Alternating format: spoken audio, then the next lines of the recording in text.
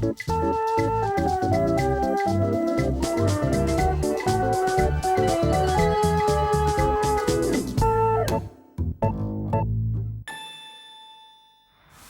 a flat in London, entertainer Cilla Black cooks one of the most memorable dishes from her past. Look, this is a treat for me. I'm cooking liver and bacon, and already you can smell the bacon and it gets all your juices going. For Cilla, childhood has a very distinctive flavour. That smells really good. That smells really good. A lot of people don't like the smell of cabbage.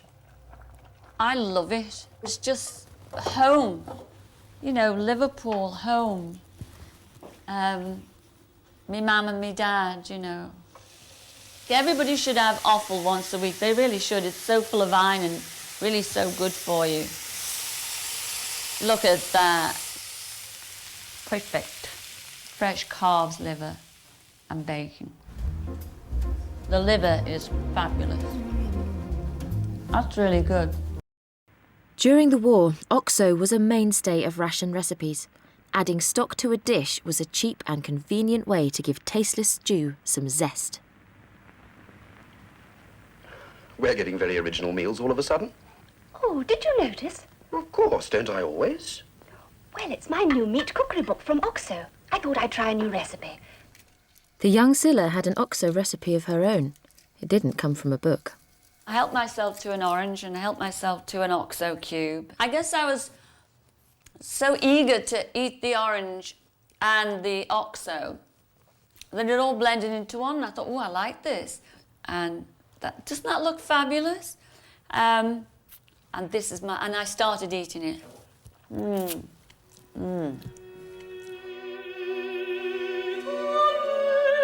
The sweet and savoury combination of orange and OXO was Cilla's first taste of sin.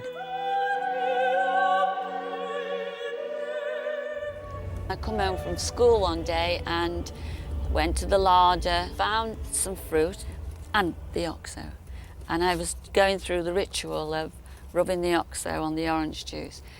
And it was lovely. Oh, it was so good. And then I thought to myself, my God, it's Friday. Cilla was raised as a Catholic. Eating meat on a Friday was considered sinful. Fearing damnation, a young Cilla rushed to a neighbour's for advice. Will I be able to take Holy Communion on Sunday because I've just eaten an OXO with an orange? And she said, no, love, you can't.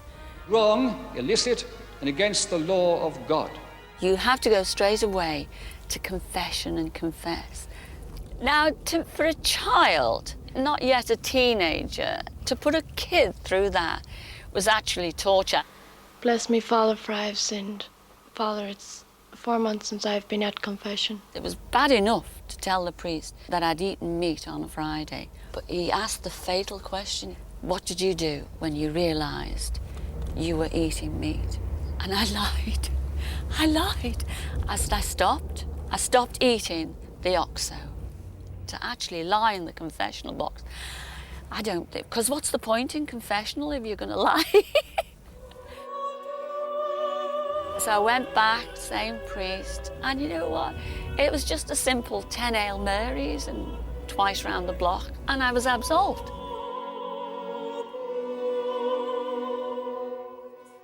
Always on Good Friday, I will not eat meat. That childhood thing has stayed with me.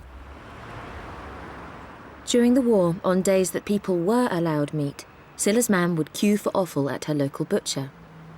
The original shop was demolished years ago, but the son of the man who used to serve Cilla's mam still runs a butcher shop in Liverpool. Hiya. Hey, this looks lovely. Where's your hearts then? Oh God, they're staring at me.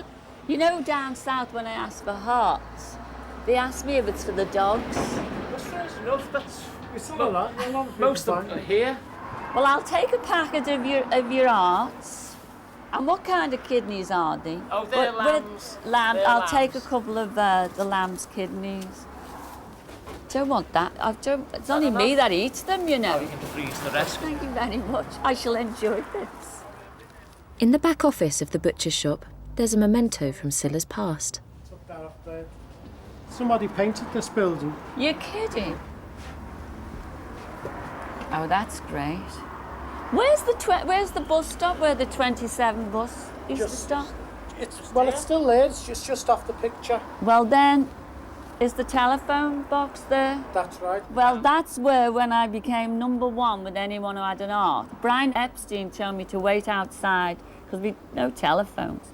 Yeah. I couldn't afford them. I had to wait outside at 1 o'clock to wait for the phone call to let me know whether I was #1 or not. Anyone who ever dreamed could look at me.